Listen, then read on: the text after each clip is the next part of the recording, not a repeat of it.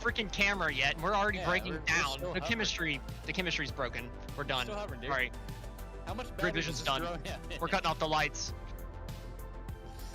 But we're losing our runs already, and we're only 2 minutes into qualifying, so it's going to be a heck of a show. And we're going to have a lot to call out on the racetrack for sure. All right, why are you talking whenever I'm talking? I thought you were going to talk to him. Let's get this right. We're going to go into the keys of the race because we have no track map here tonight. So Sheldon, what are your keys of the race since you need to be keyed in? No, apparently I do need to be keyed in. I need to be keyed in and see those keys on the screen. So my phone's dead. Press the button. Tonight. All right, important part. So handling is going to be huge tonight. This track being, a shrunk down Daytona or Talladega, you got a lot of load on the right side of the car. You're going to be wanting to watch that right front and also that right rear to be able to really just keep the foot in it at the points that you need to in the later stages of the run. Second of all, you're going to need to. Oh, I thought it was bottom. I was told high line is apparently the best line. It's bombing out here right now, guys. I'm sorry. This is fantastic. Easily the best intro we've ever done to any race ever here on GridVision. Clearly the most professional group of commentators that you've seen. Let's go ahead and get the third key on the screen because Sheldon does not remember it. Be prepared for the big one. Be prepared for the big one. We weren't prepared for the big one in the booth, obviously, but hopefully these guys will be out on the racetrack. I was without the rest start to this thing. Oh no, week 13 on iRacing and week 13 in the GridVision broadcast booth, that's for sure. You're definitely getting our week 13 best so far tonight, but qualifying not quite over yet. Only about half the field has actually laid down lap times. Hasn't been super active out on the track just yet. Maybe people waiting a little longer for the temperature to come down. I see a couple guys still waiting on the end of pit road waiting to go, but we are getting down to the final minute of qualifying, so surprised to see some guys waiting so late. Look at this cast of drivers too, though. Like, there's a lot of heavy hitters in here. Quentin Warman's in here. It's been a while since we've seen him. We got Garrett Maines, Jake Schneider. All the guys that aren't going to be running Cup this week. Wyatt Sadler, Elliott Sadler's son's in here. Tommy Gossett. Like, so many big names in here. I mean, heck, we got Jimmy Norman as the 19 car in a B Open. That's wild because that guy is stacked. I'm gonna have to go with your judgment. I'm not quite up to date on my Jimmy Norman facts, so I'm gonna have to defer to you on that one. we were teammates with him for the longest time, brother. Hey, I mean, yeah, but like that was like 4 years ago, man. How can we stack up? I suck compared to 4 years ago. I mean, we got Tyler you suck Justice compared to 4 years ago. I don't know how Jimmy's doing. You know what? That's not wrong. I didn't mean to throw you under the bus. Let me go sit in the corner and cry. Okay, well, fair. I mean, self-deprecation, man, or self-defecation. Self-deprecation. That was bullying. Well, I included myself in it. But either way, qualifying's done. Qualifying's done, thank God. So we're gonna move into the starting grid. As it looks like we're going to get the grid pulled up right here. Quentin Warman up on the pole with a 31.706. Brandon Hawk on his outside, just a couple hundredths of a second off. Garrett Maines lining up in third with Evgeny Muzganov in fourth. Jacob Schneider in fifth. Roger Pierce on his outside in sixth. Wyatt Sadler heading up row number 4 with Tommy Gossett on his outside in eighth. Brandon Schmidt in ninth. Charles Velasquez Jr. rounds out the top 10. In 11th place, you got Matt Press, followed by Tanner 11 and 12th. 13th is going to be Mike Bruno with Nicholas Vroman in 14th. First car not take qualifying lap, actually. Don Collins is going to be 15th, followed by Tyler Justice in 16th. 17th is going to be Tanner Allen with Charles Seals in 18th. 19th is going to be Junsa Lim, followed by Jimmy Norman running out your top 20. Kyle Myers in 21st, Robert Warren's 22nd, John Vanderwall lining up in the 23rd place spot with Ricky Utting on his outside in 24th, Rob Peterson in 25th, and Brandon Burkhart rounds out the 26 car field here tonight from the Atlanta Motor Speedway. Like we said, it's going to be a little bit of a crazy one here tonight, and so our broadcast picks might be a little all over the place because your guess is as good as ours. This is Super Speedway. But first up, myself, I'm a little bit like Sheldon. I don't remember who I picked. Oh yeah, Roger Pierce. Of course I picked Roger Pierce. Roger's been pretty consistent here recently, and well, maybe a couple of crashes here or there, but everybody's going to crash at a Super Speedway, so I feel like Roger Pierce is going to have his worst nemesis kind of neutralized. And me, I'm going to have to go with we mentioned him earlier. I have to go with an old teammate from back in the day. I'm going to go with Jimmy Norman. Remember, he was pretty good on these Super Speedways back in the day. And Taylor Burris is going to go with Mr. Sadler himself, Wyatt Sadler. He's going to be starting in the 7th place spot, so a little all over the place for the broadcast picks, a little bit different than what we normally see. But like I said, your guess is as good as ours. Oh no, Roger. Roger, come on, buddy. A little bit of confidence. It's Atlanta, man. Everybody's going to wreck. We're good. I gotta say, man, Burris might have hit the nail on the head too. I ran a bunch of ARCA races a couple weeks back with that Wyatt was just dogging the field in all week long. Dude, the kid is really fast. Like, I think he's got it. It's gonna be fun to watch. We're gonna have to wait and see. He's starting in a pretty good spot, and it's a little bit harder, I'd say, in the B car than what you would see in the A Open or the NIS Open later in the week. Right, it's going to be a little bit more difficult to pass, I'd say. You're going to have to build those runs on the top. I feel like it's going to be a mostly top-dominant racetrack. And like you said in the keys, very tire-saving, or heavy tire-saving, I should say, all throughout the early portions of these runs. Having a ton of fun in the booth tonight, obviously. Can't even talk right. It's Monday, and we just went through every emotion possible last night watching the playoffs. So. It's Labor Day. We're not supposed to be working, right? Yeah, it's Labor Day. That's right. So that's my excuse. That's my excuse. I should be sipping something strong right now on a beach, but... Wait, you're not sipping something strong right now? Maybe I should be. Maybe I should be. You shouldn't use that as a comfort, brother. Look at that. Elliot's watching this thing. That would have been nice. That would have been nice. Either way, we're coming down to the green flag here tonight. iRacing pace cars getting ready to pull off. Quentin Warman up on the pole. Brandon Hawk on his outside in second. Pace car pulls off the racetrack. The green flag is getting ready to fly. And we're Monday night racing from the Atlanta Motor Speedway. Good clean start so far. Pretty orderly on the first start. 90 laps here tonight in the B Open, so it's going to be a little bit of a slow burn, right? At least you would expect that, but you never know. On iRacing, very well could get somebody make some crazy bonsai move in the early going. We've seen it time and time again, but so far on the first lap, everybody just remaining 2x2, no big moves. Nobody trying anything crazy, but on the very outside, Brandon Hawk looking for the race lead. He's got a good push down the back straightaway, and that high side with the momentum for the 53, he's looking pretty strong. Yeah, right now what I'm expecting is everybody to kind of try and shuffle for positions here for these first handful of laps, figure out what the car's got, then kind of just cycle down, form a little bit of a train. We got 9 laps to go. This is a stack split. A lot of really talented, smart drivers in here. I'm expecting it to be pretty easy going until we get to the later stages of this thing, especially after the first pit stop. 2x2 at the front, and then it's single file down on the bottom side. A lot of these guys saving tires. You got to think. All these guys tucked down on the bottom, not really pushing too hard. The only guys really fighting it are the front 4. Garrett Maines all over the back bumper of Quentin Warman down on the bottom. And up on the top side, we've got Muskinov. Goodness gracious. Pushing Hawk, trying to get that race lead. Yeah, 2x2 up here at the front still. Hawk up leading the charge on the outside line with Muskinov and tow behind him. Bottom line getting a really good run. Good shot into the corner for Warman.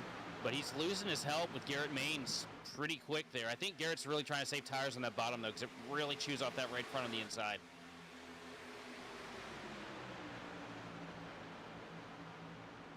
Getting to the outside in turn 1. The 53 is clear. The 6 is not. Warman doesn't really have any close help, so they might be able to push by on the top side. And Garrett Maines actually ducks out to the top side of the racetrack.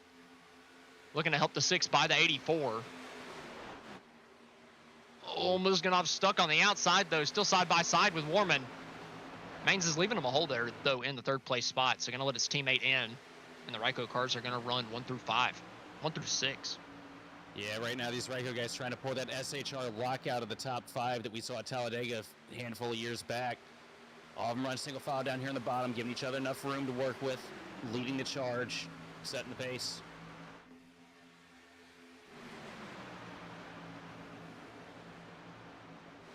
Roman on the outside, further back. He's in the 8th place position, looking for 7th around the outside of Wyatt Sadler.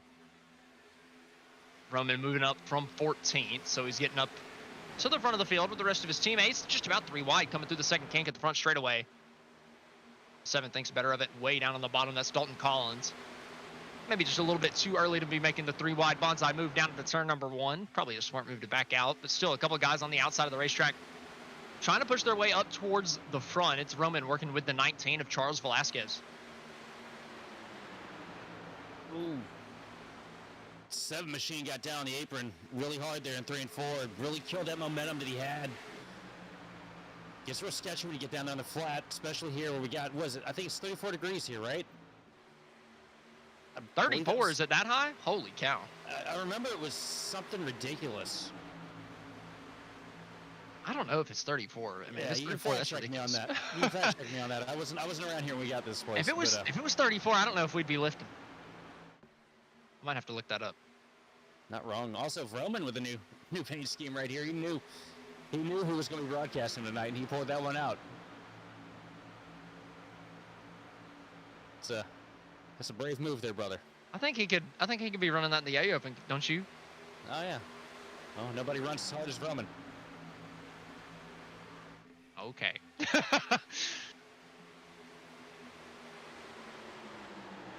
Main's out here leading a charge on the outside now, tucked up with Roman on his rear bumper. I think Maines is going to be really trying to charge himself up to the front here now. I can only imagine that the checkups there on the inside line are going to get really crazy the later we get into the run. And you're going to be leading the charge here. Handful of cars, 19 machine up there with him. Garrett Maines still looking at the outside. 28 degrees of banking, so a little bit less than that. 28. Not quite Talladega levels. Not quite there. We're not insane. I mean, on a mile and a half though, holy cow, this would be. Oh, I already thought it was crazy, but yeah, if we had a little bit more banking to it and didn't have to lift, oh my God. I just hope that at some point this place wears out and they say, yeah, we're done with restrictor plates.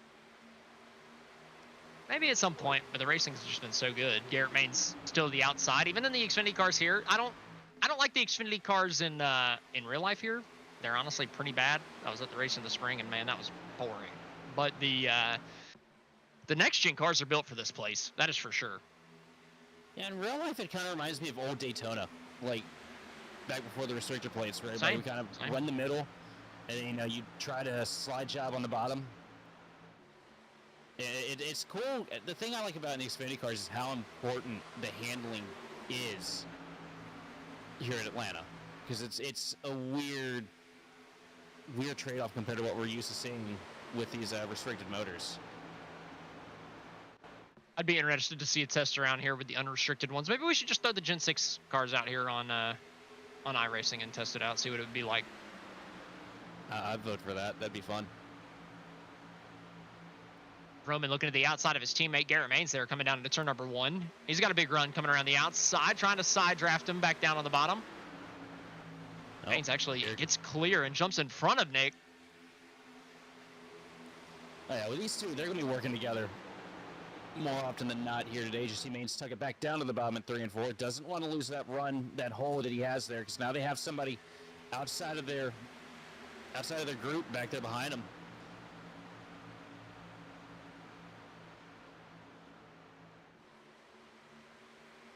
Looking at Roger Pierce right in front of Garrett Maines there in the top 5. Ryco cars holding out the top 7 right now. Charles Velasquez Jr., the first non-Ryco car back there in 8th. 9th place, his teammate Brandon Schmidt. There's power in numbers, I can tell you that. So hard to break up the hold on the that they have on the race, right? Like you said with Stuart Haas earlier, even if you can build a run on them, how are you going to break them up? Yeah, exactly. And that is such a fun feeling if you're a driver for one of those teams too, when you've got like 4 or 5 guys in a single race and you can get them all working together and, following the same strategy, because you know that you're basically guaranteed that first handful of positions, so long as you guys, don't get caught up in a wreck at some point. And you get so confident.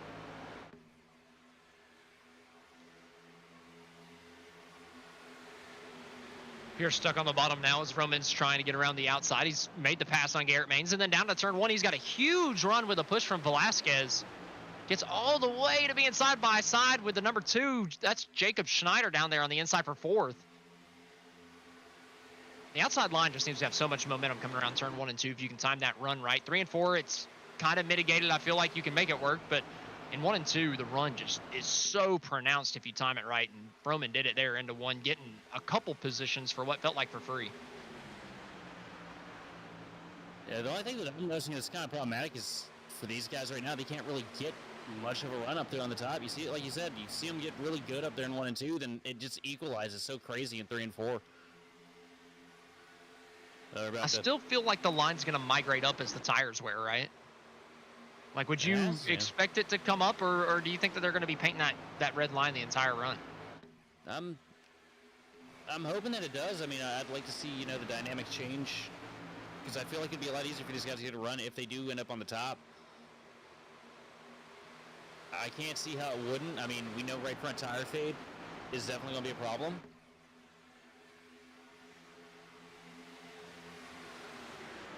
You see Muzganov kind of playing both fields here, going up to the top, pulling Roman up to him, then going back down to the bottom to block off his teammate before he goes into turn 3. Roman just doesn't quite have the help to his back bumper, but he can still kind of build the run by just pinching them low down on the bottom side of the racetrack, side drafting them, pulling them back from the car in front of them. But the trade-off is there in turns 1 and 2. Schneider can kind of do the same thing once he gets past. He can kind of get the side draft onto the 3, and then Muzganov is going to come in front of Roman and actually give him a bit of a tow down the back straightaway, trying to keep the outside line in it. It's telling me Muzganov is wanting to make the move if Roman can get the run, but it just has not materialized enough for him to be able to get to the back bumper of the 84. No, and it seems like it's so hard for anybody to break that bubble, too, to get to somebody's rear bumper as well, because like we're looking at Velazquez up here right behind Roman, and he has not been able to get within pushing range of that 3 machine of Roman this entire run. And even further back behind him, Garrett Main's not able to get up there either.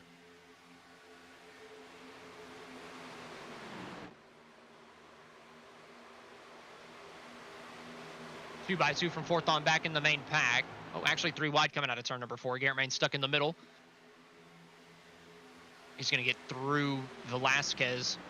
I had the slow run up top, lost a couple positions in that number 19. He's going to fall back down to the bottom side of the racetrack. The top 9, 10 have kind of separated, or yeah, I'd say 9 have kind of separated themselves from the rest of the pack. 2 stragglers right off of that, Dalton Collins and Jimmy Normans. I feel like they're just kind of playing the draft a little bit, making sure they're far enough back to dodge a wreck. And then there's a decent gap a little bit further back. And movement for the lead. Quentin Warman diving down to the inside of Brandon Hawk in 3 and 4. Move Quentin Warman to the lead. He's going to get a huge shot from the 6th machine of Muzganov going into turn 1. Warman down on the inside of 1 and 2, taking the spot.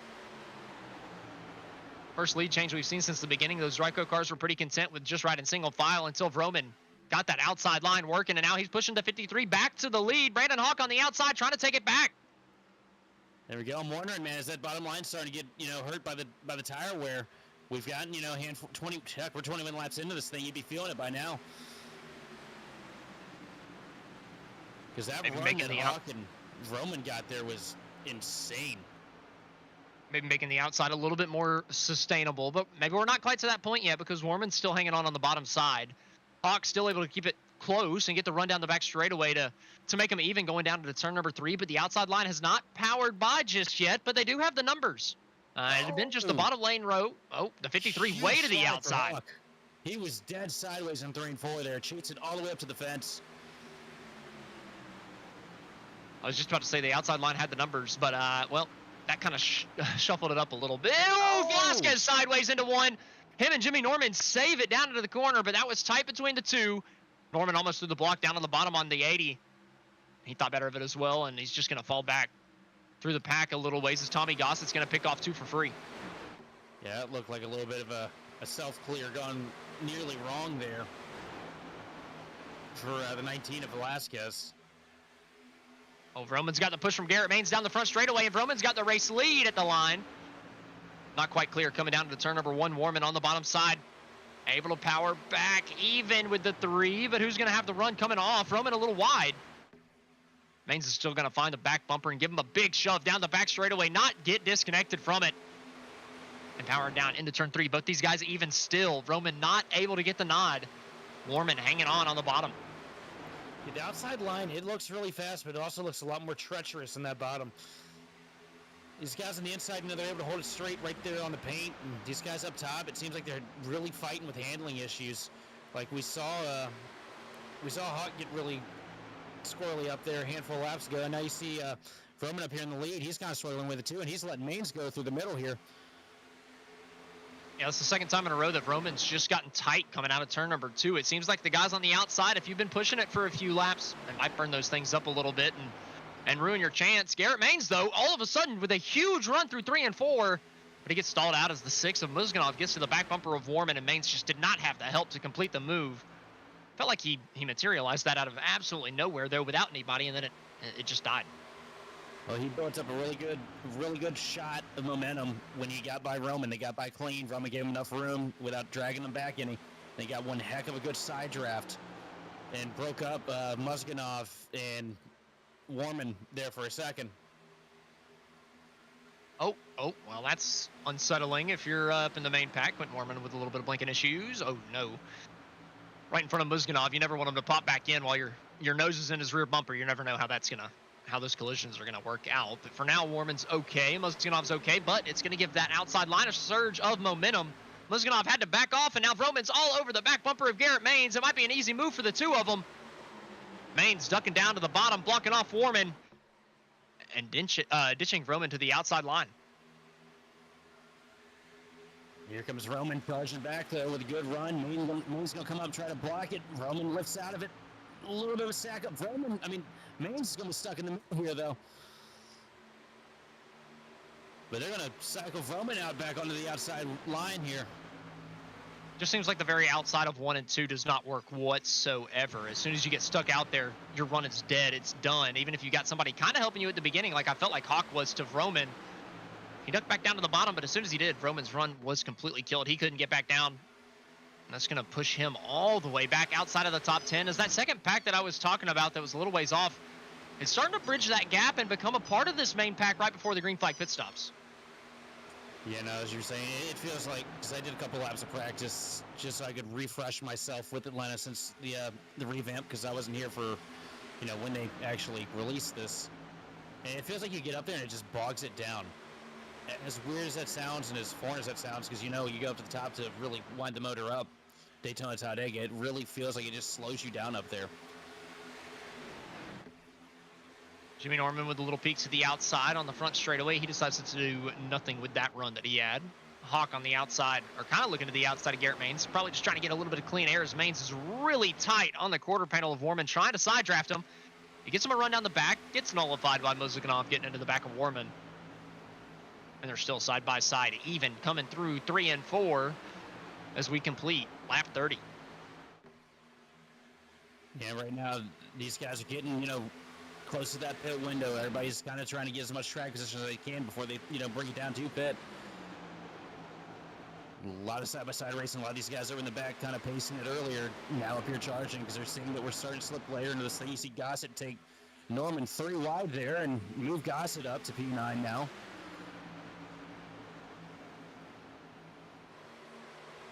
With the tires starting to wear and us us adding cars to the pack rather than losing them at this portion of the run, I kind of feel like that wreck's gonna be coming soon. I feel like somebody's just gonna get a little tight coming out of turn number 2 and cause a big accident.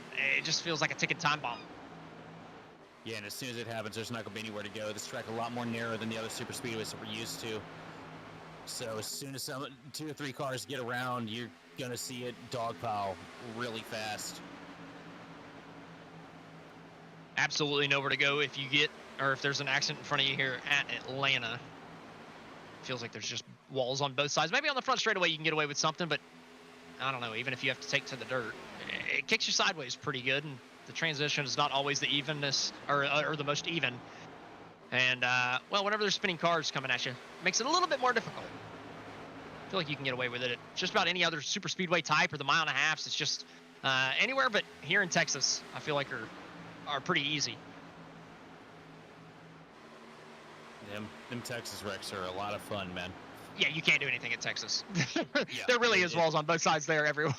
It's so bad. Back straightaway, man, the amount of roadblocks I've seen back there. Down to 1 and 2, the 84 though. Yep, it's still in the lead. They're still able to stay side by side with Maines. I really thought this outside line would take the advantage at some point, right? But it just hasn't really come to be. Hawk has a good run this time, but again, it's just going to get nullified before we get to 3. And Maines has only been able to get clear once. Yeah, it's, I don't know, what I'm seeing is it doesn't look like these guys are able to get to each other's bumpers to really make an advantage. Like we're used to seeing, like they're getting close, but that pocket of air, it just seems so pronounced here compared to everywhere else. Because like when you're at Daytona and Talladega with these cars, you know, that second car will get into the rear bumper of the first car, but that's only when the third car is able to get to the bumper of the second car. And that third car is just not able to do it here, I'm noticing. It's very sad that the A car is the one that gets left out in week 13s, and we only have a couple races. I mean, those races are fantastic at Atlanta, but we get the B car instead. Kind of sad. Danes gets clear though.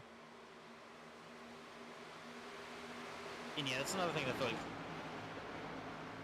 I really feel like is missing with the B cars. It does not feel like you have as many tools to work with as you do with the Cup car or even the truck. The side draft in these things, it doesn't even feel like you're doing anything. Like you do it in the Cup car, and it basically, you can pull people apart from each other. You do it in the B car, and it just feels like you're hitting them in the face with a napkin. Well, we've just completed lap number 36, still side by side for the lead as we've been for what feels like the last 15, 20, 25 laps. But we're going to go ahead and take our first commercial break of the racing action. Whenever we come back, we've got green flag pit stops.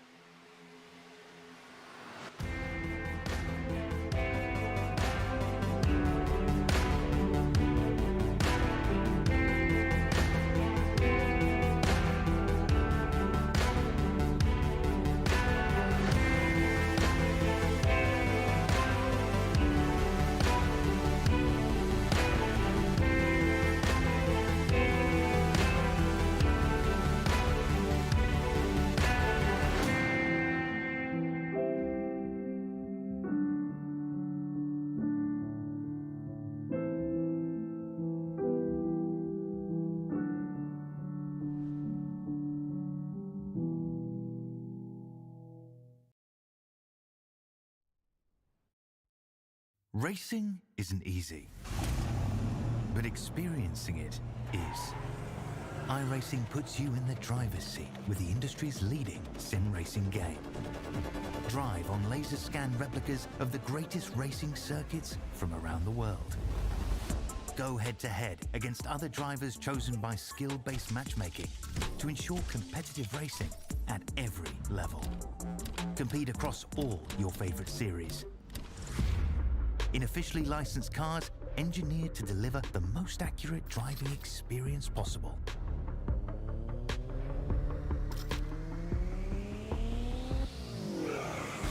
Join a race or host your own with players from across the globe. Race against the computer or in a league with friends.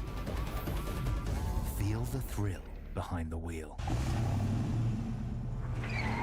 Visit iRacing.com.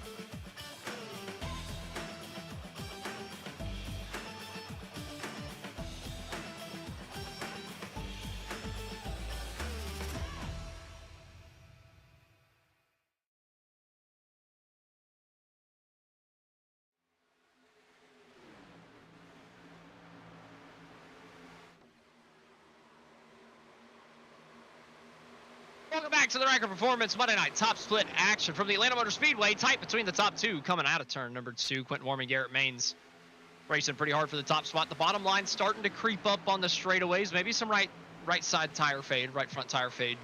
Starting to affect the guys on the bottom side of the racetrack. But I got to think those pit stops are going to be coming up pretty soon to kind of nullify the damage.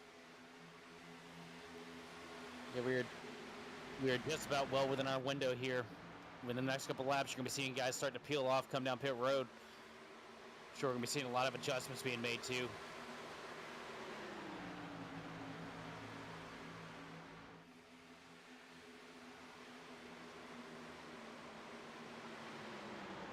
I'm still just shocked that the top side really has not been able to completely clear the bottom. Mains just about gets it done, but then gets tied out of the corner. Warman able to get back to the inside. Even whenever the outside has a huge advantage in car numbers than the inside, both lines stay even. Even vice versa, both lines stay even. I'm kind of shocked. Right now, the line's pretty even in numbers and even on the racetrack, but it just seems like neither side can get enough of an advantage to completely take this lead away.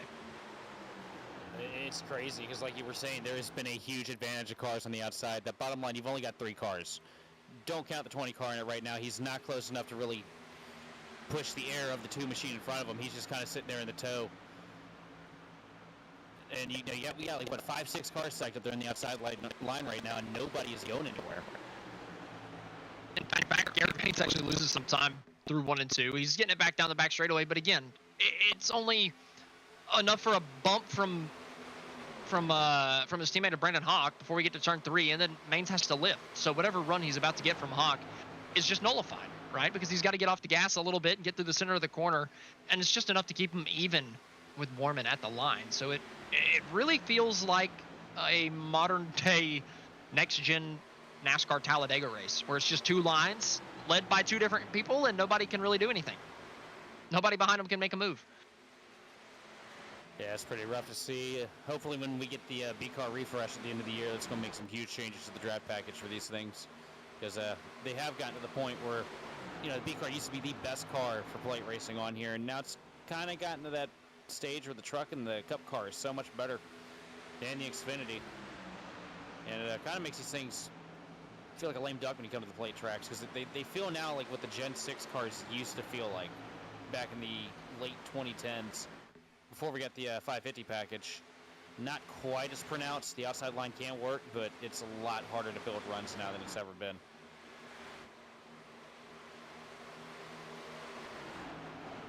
We got guys Mains. here. Oh, a couple of them further back, maybe? Nope. Somebody tried, but they missed. Look like, let me see who that was that just missed pit road. Looks like it was Brandon Schmidt. Brandon Schmidt tried to come down, but he could not get the entry right. Gonna end up losing a ton of spots off of that, but I do think that that's a sign that a good chunk of these guys are about getting ready to come down. Yeah, that's rough, and this is a very difficult pit road to come into. You're going to see a couple guys, probably Bennett, trying to come down pit road, and there may be a caution relating to it as well. I was about to say, do you think we're about to see our first caution just off of pit road entry? Just about every time I watch Atlanta or broadcast Atlanta, a lot of times the first caution comes from green flag pit stops.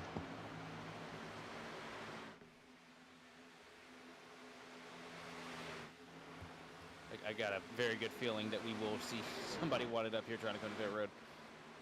Who's your money on? I don't know. I want to spill the 2. Who do you think is the most likely? Oh, it's a late move down. Oh, okay, well, there it is. It's Muskinov. He got turned. I was gonna say Muskinov. I don't think that it. Sure. He couldn't really do anything about it, to be fair. It seemed like a late pit on the bottom side of the racetrack coming through 4 and or a late call, and well, Muskinov is the one that got ran over. I don't even think he was the one pitting. Here's a question: did anybody actually make it into pit road? Oh yeah, Gossett and Roman made it on pit road, and Warman. Did they get a? Did they make it on pit road, or was it after the yellow flag flew? That's the difference in having a penalty or not. Yeah, I heard somebody sigh very heavily. All 3 of them could have penalties where they've got to come back down pit road under green. I don't think they could have gotten to their box in time because they all. Well, it's not about the box. It's not about the box. It's about getting onto pit road before the yellow flag comes out. If the yellow's out before you are on pit road, I believe you get a black flag that you have to pit again under green flag, like a pass through or something like that. Rough break for Muskinov because he was running really good up there in the top 5, top 10.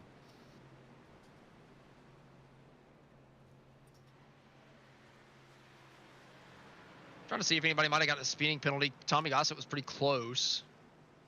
Roman looks like he got it woed down in time. But again, I feel like all these guys and Robert Warren's behind them probably got penalties for that. I just don't think that they're going to get away with pitting as they're spinning. The caution flag flew really, really early. I mean, Muzganov got sideways very quickly all of a sudden. So I'd be willing to bet a couple of those guys got the short end of the stick. I don't think it's just a drop to the tail of the end. For some reason, I'm feeling it's a more serious penalty. No, I believe that one is a pitting in a closed pit road. I'm pretty sure is an EOL. Because just an EOL. I've gotten it a few times with wrecked cars, trying to get as much pit time in as possible to fix the damage. Okay, I thought it was a lot worse than that. We'll have to wait and see, but I have faith in you. Speeding, excessive speeding, improper entry, and improper exit are the ones that'll send you back in.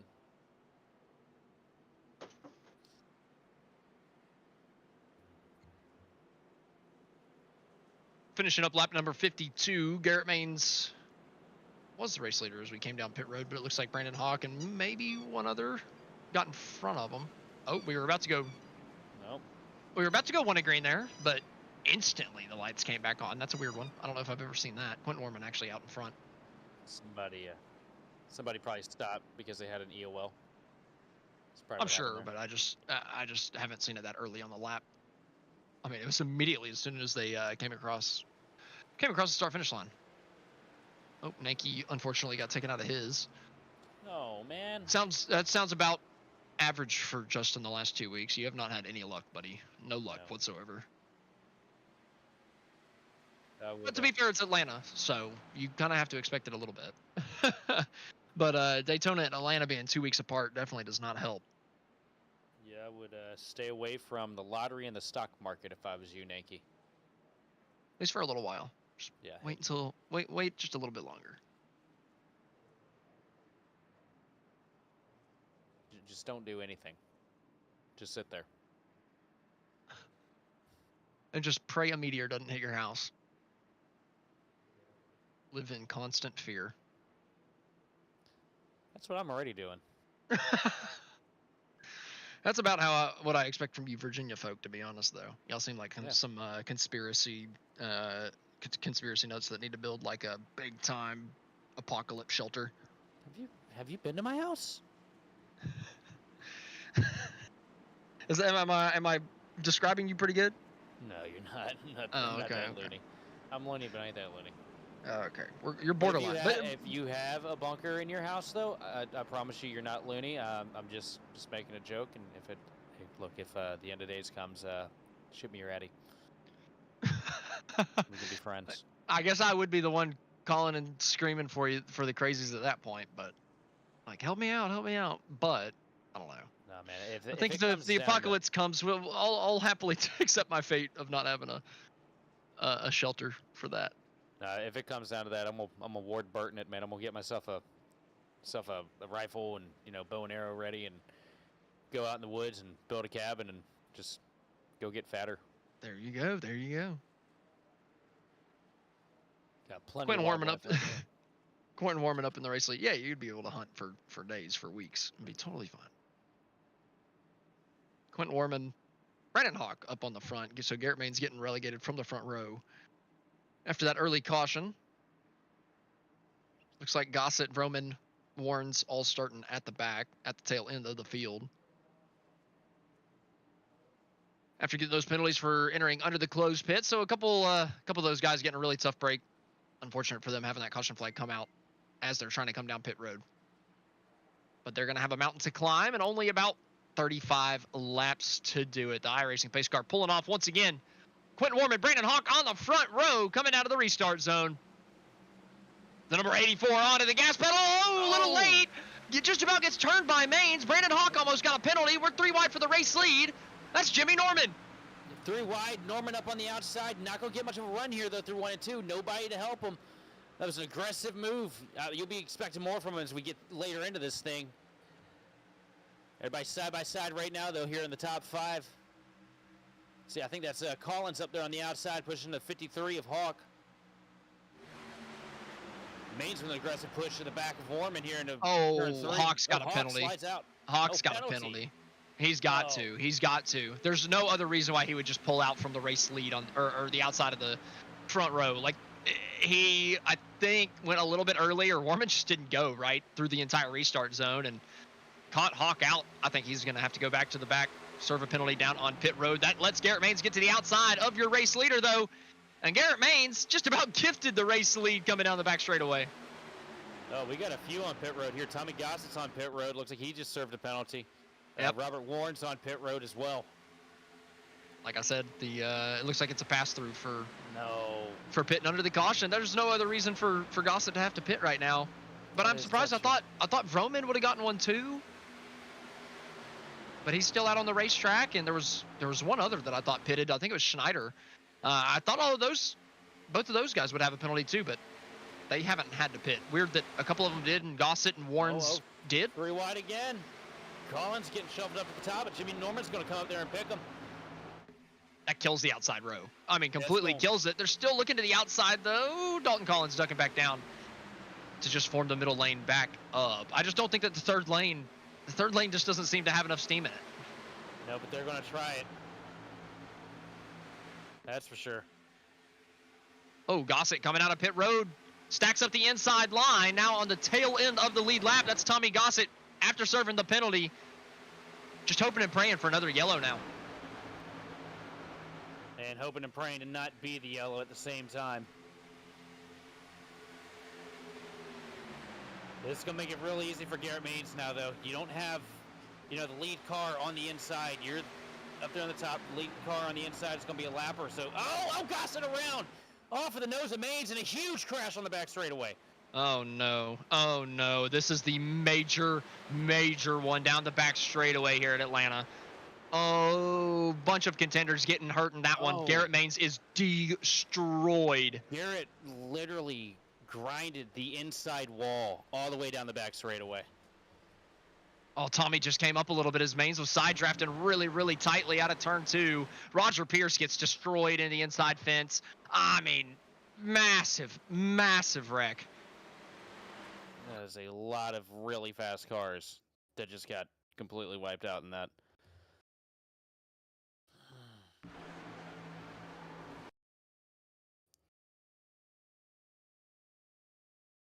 Down there on the bottom, you just got to be able to hold it tight. It's a common mistake. A lot of people make it. It's just really rough. Looks like those penalties were passing on the inside because of the stacked up restart from what we just saw in chat. That's a tough one coming out of turn number 2. That takes out a lot of contenders. Let's see if we can get an onboard from Garrett Maines there, because that was a whale of a ride.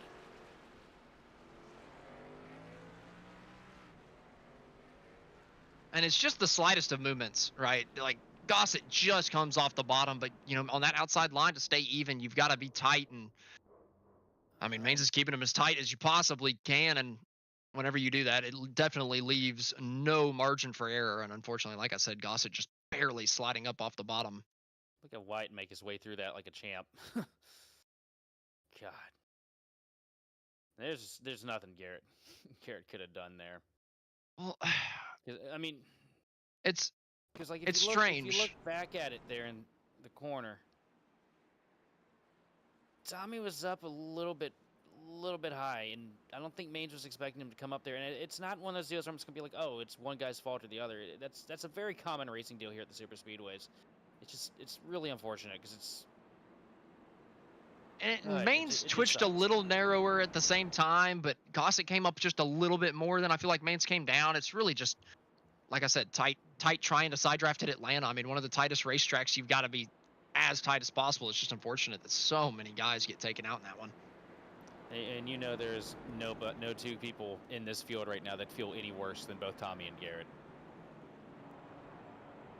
Because they're both probably beating themselves, like blaming themselves like crazy over that deal. Yeah, it's one of them racing deals, man. Like, I've done it, you've done it. Sucks. Look at it's completely changed the shape of this pack right now. Though, look at this, Mike Bruno in 4th. He was riding around the back, just minding his own business the entire first half of this thing. Yeah, I said in the pre-race that it's anybody's best guess on who's going to win this thing. And, well, that reigns true even more now after that incident. I mean, Brandon. if that never happens, then I could have told you maybe 3 or 4 guys that I thought were going to win this, and it would have been probably definitely one of those 3 or 4 unless a big wreck happened. And, well, there it was. That's all we needed. Now it's anybody's game. Look at that. We got Brandon Schmidt up here in second now. Schneider's going to retain down there on the inside in third. Dalton Collins up here. Jimmy Norman's back in 7th. White Sadler's up in 8th, man. This blew the doors open on this thing because all that teamwork that Ryco was really relying on to keep both of those lanes in control and keep the front of this pack locked down. A majority of those cars are gone now. The Ryco stranglehold on the front of the field has vanished with one accident, taking out a bunch of their cars. Still left 2 of them up here, Quentin Warman, Jacob Schneider. Gonna see what they can do to hang on, but they've got a lot of hungry guys around them. Broman's still back there a little ways, but up at the front we got Brandon Schmidt, Mike T. Bruno, Charles Velasquez, Dalton Collins, all wearing different badges. As we come back down to the restart zone, once again, Quentin Warman back to the gas. And we're racing once again from Atlanta. Pretty even start. Little messy on the outside line. 82 looking way high instead of pushing. Kind of killed the outside line for a bit, but it's letting Warman get way out in front. I'm not sure what Bruno's doing. I mean, it's a little too early to be trying to make a move. I don't know what he's doing either, to be honest Even with if you trust the guys around you, maybe he's trying to taper it back to the back because he's not comfortable up here at the front. I mean, but that doesn't seem like Bruno at the same time. It's kind of weird. Outside line coming back, though. Schmidt gets hooked up with Collins up there on the outside. Getting a really good push down the front straightaway. 2 of those Summit cars up there. That's a team I haven't really seen much of, but I've been hearing about here lately. Oh, that outside line was flying down the front straightaway. Huge push to the back bumper of Brandon Schmidt. That's Dalton Collins giving him the big shove down into turn number 1. Tight between the top 2 leaders. Coming out of 2. A little squirrely for Schmidt on the top side of the racetrack. They're fighting hard for the race lead with 26 to go. Side by side, you got Warman pulling ahead here in 3 and 4 with Schneider in tow behind him. Really getting close here on the front straightaway in the dog leg. Outside coming back strong though in 1 and 2 for a little bit, but they just lost some momentum.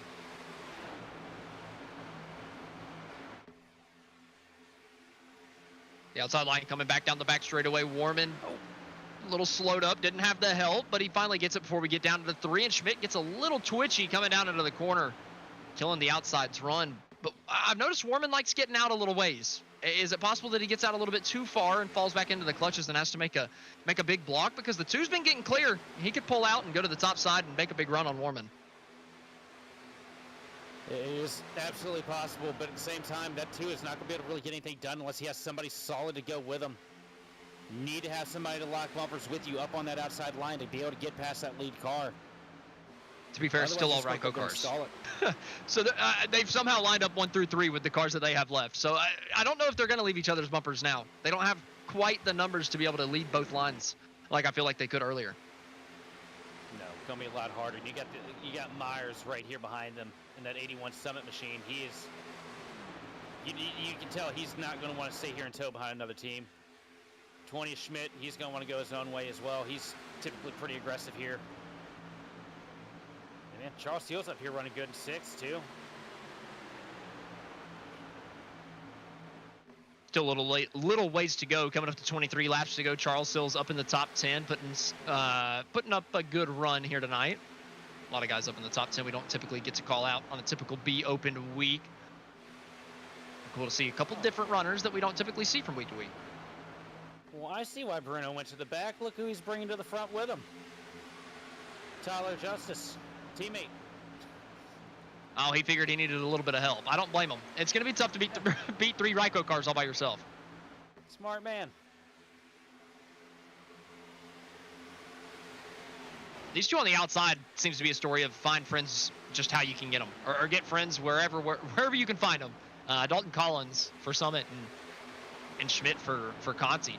Right, no team affiliation there, but they're working well on the outside together, just keeping themselves in this thing, into the top 5, fighting in and around these guys, just in case that outside line forms. Maybe these guys on the inside line burn up their stuff a little bit. Maybe they can get that outside line going.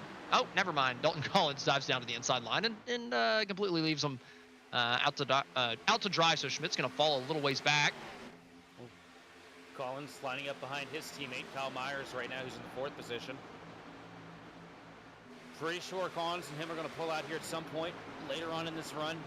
Don't want to go out there and burn it up and lose that track position right now. You got to wait now. You got to be precise. It's too early to be making moves now. I don't know. The way that we've been seeing the racing, I feel like you've got to be the first one to make the move. You got to be the first one to go upstairs and lead the line up to be side by side with Quentin Warman. Seems like we get stuck in that 2x2 gridlock where whoever's leading the outside line is just the guy that's doing it, and we're seeing the movement. The 81 going out to the outside line in front of Schmidt. Can he pull him up to the front?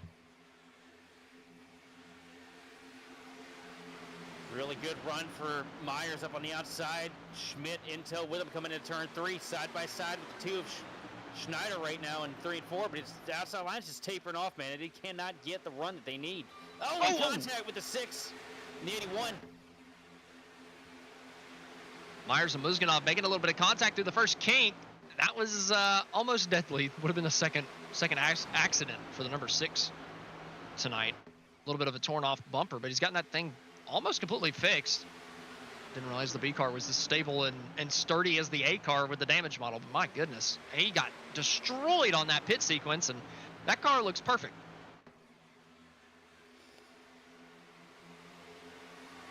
Yeah, you're going to start seeing these guys get a lot more dicey now, because they see how hard it is to get the job done. As we get into the later stages of this thing, you're going to see a lot more desperate moves, a lot of maneuvers that you wouldn't think anybody would be, smart enough, for lack of better terms, to pull. Oh, we're starting to see the 3 wide. Down into turn 3. The 53 is trying to get back up to the front with a big shove from Vroman. So 2 more Ryco machines way up by the fence, trying to make that 3rd lane work. We have not seen anybody do that all night.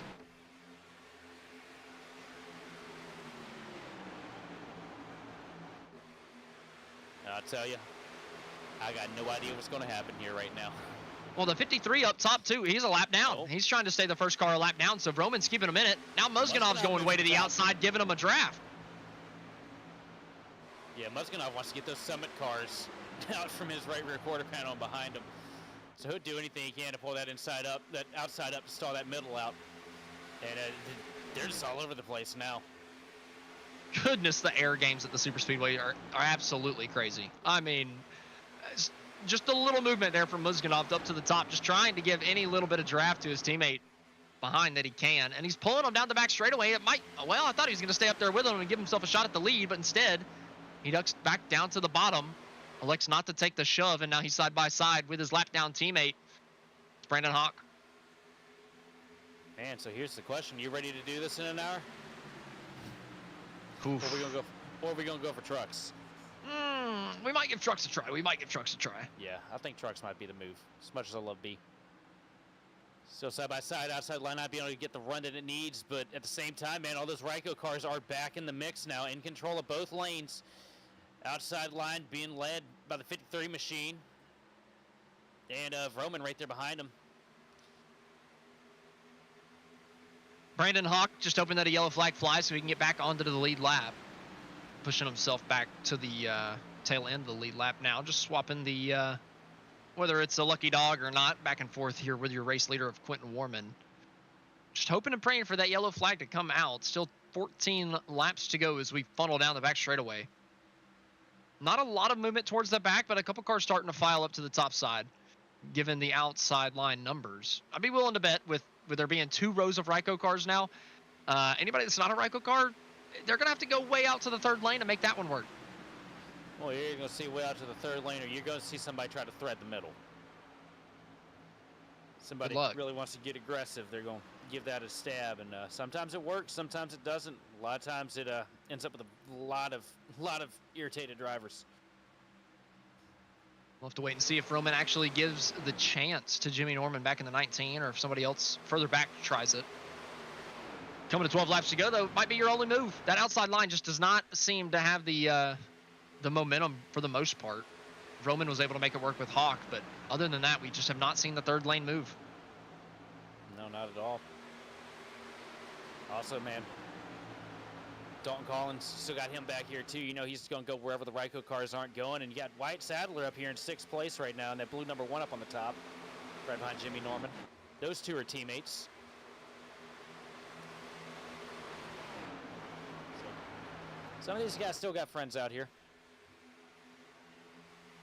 Big push for Hawk on the outside, but nullified by just a little touch to the bumper from Schneider. I swear Schneider did not get to the back of Warman like Roman did to Hawk, but the inside line got a better move, or got a better run, better boost of momentum. Goodness gracious. Oh, here we go. 3rd lane. Wyatt and Norman going to the outside.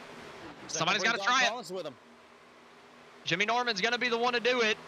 He just doesn't have much help, though. Nobody really close enough other than the one man behind him. But nobody else is really up here fighting for it. A lot of these guys are just straggling way off the pack like they're waiting for another wreck to happen. It very well could, but there's only 10 laps left. You got to get up in the pack. Yeah, and it's such a long process crawling yourself back up into the pack here at Atlanta. Oh, Collins going to get between Sadler and Norman.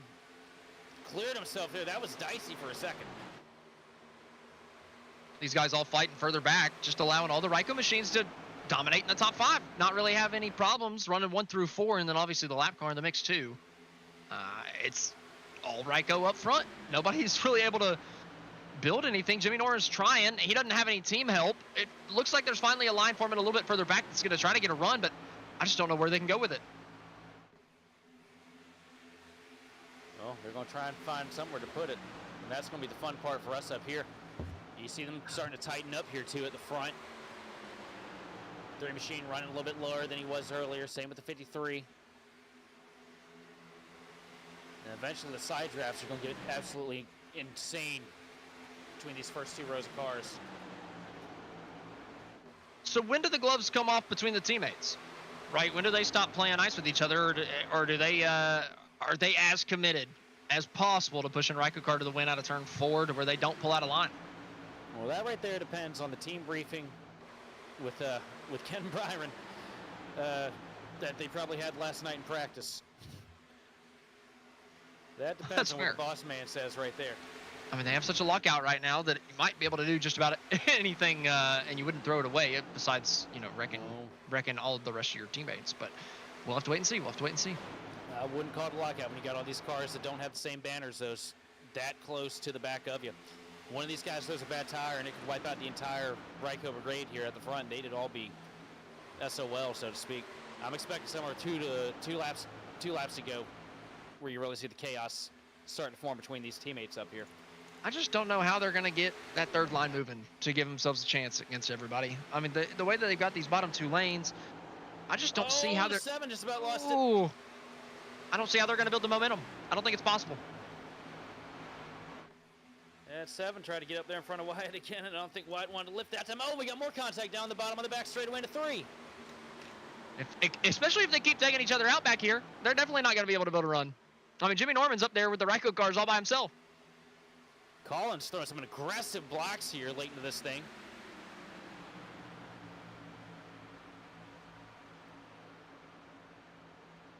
Five laps to go from the Atlanta Motor Speedway. Quentin Warman leading the way. Brandon Hawk a lap down on his outside. And, well, the top 5 have broken away with Hawk, and everybody else is just way further back. Can they be far enough back to where they build a huge run and just make it so unstoppable on the outside that it's big enough they can take the lead? I mean, that's their only chance at this point. The Ryco cars have pulled out a gap. I just think from what I've seen with the closing rates on these cars, I just don't think it's possible.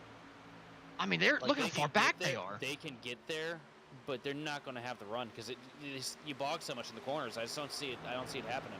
Oh, Brandon Hawk! Brandon Hawk just about goes spinning from the lead of the outside line. Stacks up Broman big time. Norman having to make way on the outside as well. That might bring that second pack back to him. Yeah, here they are. They're coming. They're stacking up right there behind him now. 3 laps to go. Who's it going to be? Can Warman hang on? Will it be another Ryco machine, or will somebody else get up here and give him a challenge?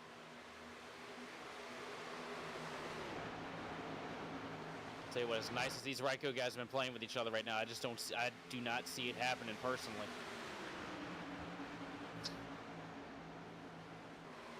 Coming out of 4 though, man, 2 to go. Norman looking up on the outside, still trying to dig, trying to find some kind of hay to make up there. The only one that seems to be trying is Jimmy Norman. Nobody else able to get up there. Finally, Norman might have some help. Rob Peterson, Dalton Collins are on their way, but it might be too little too late. Yeah, you're going to need a big mistake out of one of these Ryco guys at the front, but they're pretty much just locked in and working together here at this point. Not much of a run on the outside, so I don't see where anything's going to happen here. Warman wide coming out of turn number 4. He's going to run it back down to the bottom. Schneider looking low. Warman letting him have it. Jacob Schneider taking the lead as we come to the white flag. 1 lap to go from Atlanta. Warman doesn't quite have the help that Schneider does. Muzganov on the bottom side trying to get to the back bumper of the 2. Coming out of turn number 2. Side by side down the back straight away from Atlanta one more time. Brandon Hawk with a huge shove to Warman down the back. It looks like the move from Quentin Warman to go to the top side was A-okay. Ends up getting back down to the bottom, throwing the block. Jacob Schneider maybe getting smoothed by Muzganov through 3 and 4. It's going to be side-by-side photo finish for second, but it's going to be Quentin Warman to win from Atlanta Motor Speedway. Oh, who got second, man? Schneider. That was crazy. They fanned out for second, and Quentin Warman squeezed away for the victory. I was debating the move to block the top side, considering, or to give Schneider the inside, considering the outside line was led by a lap car. Sketchy move there from Mormon. Ended up working out for him though. He was able to block back down to the bottom line. Excuse me. Oh, Ended up winning this thing. Here he goes, burning it down, man. Over 5,000 SOF. I'd be burning it down too. Ends up being all Ryco up front in the top 3 as Quentin Warman burns it down here from the Atlanta Motor Speedway. We're going to go ahead and take our final commercial break of the action here tonight. Whenever we come back, we got the full race rundown and interviews with the top 3.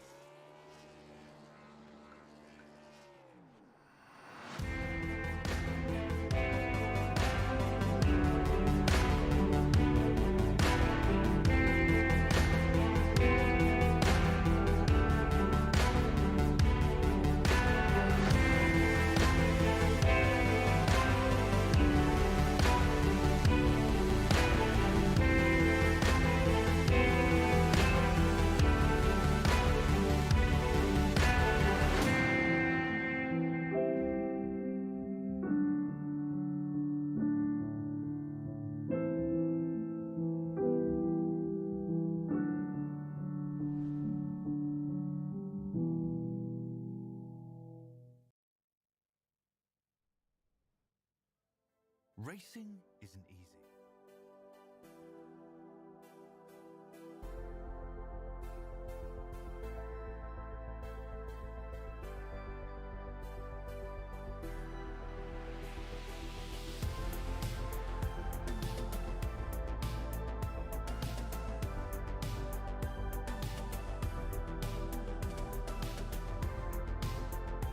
Welcome back to the Ryco Performance Monday night top split. We just finished up the B Open, the one and only race of tonight. So we're going to do our full race rundown real quick. Quentin Warman comes away with the race win. Jacob Schneider in second. Evgeny Muzganov rounds out your podium. Jimmy Norman fourth. Nicholas Roman in fifth. Rob Peterson sixth. Wyatt Sadler in seventh. Dalton Collins eighth. Kyle Myers ninth. Junsa Lim rounds out the top 10. In long place, you got Tyler Justice, followed by Brand Schmidt in 12th. 13th is going to be Mike Bruno, followed by Charles Velasquez in 14th. 15th is going to be Charles Seals, followed by Brandon Hawk, Robert Warnes, John Vanderwall, Brandon Burkhart, and Tanner Love rounds your top 20. 21st was Ricky Udding. 22nd, Tanner Allen. 23rd, Matt Press. 24th, Roger Pierce. 25th, Garrett Maines. And 26th, Tommy Gossett here tonight. So that's going to do it for the full field rundown. Next up, we're going to jump into our top 3 interviews. Looks like we don't have Muzganov in the Discord. So we're going to go ahead and pull up second place. He's going to be standing side by side with Sheldon Atkins. Hey, Jake, how's it going, man? Good run out there tonight. Massive Ryco lockout. First thing I want to ask you is, man, how scared, like, were you scared when y'all had that incident earlier and it basically looked like you took out about a quarter of y'all's numbers? Yeah, which one? The pitting incident or when Tommy wrecked the field a lap down? Second one. Yeah, oh yeah, I thought I was dead. I just held the wheel straight and I came out somehow with no damage. Yeah, I don't know how you made it through that. I literally did nothing. I just held the wheel dead straight. Yeah, like Garrett was in the garage in the back straightaway, basically. I saw that. He took out a couple fans. Like, oh my god, that's not a good look for y'all. So what did you need like to be able to get it done? Because it did not look like anybody could get runs on anybody to really make any passes or moves. Like, was there anything else in the tank, or is that basically what there was? Clean air is actually really important. So, yeah, I'm not sure. Quentin's running B open for points, and I'm just here on a one-off since we don't have A open tonight. And I was okay with just finishing the second to him, but I did make a move there on the last lap, and I was wide open. That's all she had. Well, man, you guys did a great job all working together tonight. Anybody you want to thank for this one? Yeah, everybody at Ryco, especially Brandon Hawk. He let all the A-car guys come over here, and he supported us and gave us everything we needed to be successful, and it showed. Well, heck yeah, man. Well, be looking forward to seeing you. I'd imagine we're seeing you Friday night for NIS. Not sure. Well, man, if we don't see you then, we'll definitely see you next Monday. You have a good one, all right, buddy? All right, you too. Thank you. Thank you. Bye. All right, that was your. Sounded like you're ending a phone call there. That was the second place finisher, Jacob Schneider. Next up, we're gonna pull in Quentin Warman and give him a little bit of a phone call. Ring, ring, ring, ring. Quentin Warman, are you on the inside of the phone? Hello. All right, Quentin, it was a heck of a race from you tonight from Atlanta. You led a good chunk of this, a lot of it side by side with Maines, until he got taken out in that incident. You know, how did you get through that incident? What were you seeing, and what were you thinking after you saw a good chunk of your fleet wiped out there? Are we talking about the pit road incident or the incident when Tommy killed everyone? The second one. All right, so yeah, I had a bad feeling that someone was gonna get shot down into me, but I moved like down in a few lanes to make sure I didn't get killed. But that wreck, to be honest, was pretty avoidable. Yeah, it was tight coming out of turn 2. I'm sorry, we're laughing because you and Jacob literally just said the same thing word for word in back-to-back interviews. that was fantastic. But Quentin, you came away with a win here today. What were you thinking coming down to the white flag? You know, you jumped up to the middle lane, giving the bottom to Vroman, and I thought you made a mistake blocking the top with the guy that was a lap down. What were you thinking in that moment? Did you know that you could get back down to the bottom with a shove from Brandon? So I didn't intentionally move up.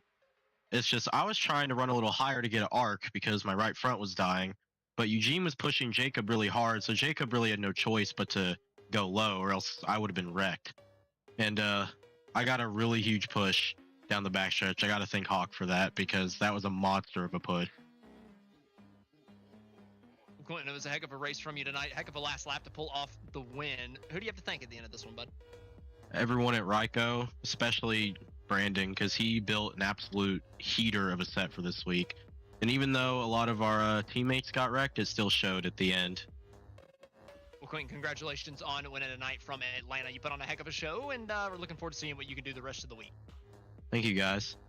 All right, that was your race winner, Quentin Warman. Always great having Quentin back up in the booth. It's been a couple weeks since he's kind of been around the B Open, I feel like. So it's cool seeing Quentin back around and winning races in the B Open again.